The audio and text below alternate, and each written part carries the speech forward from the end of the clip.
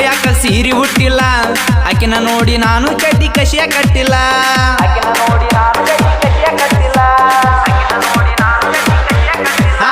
ಮಾವ ನಿನ್ನ ಮಗಳ ಯಾಕ ಸೀರಿ ಹುಟ್ಟಿಲ್ಲ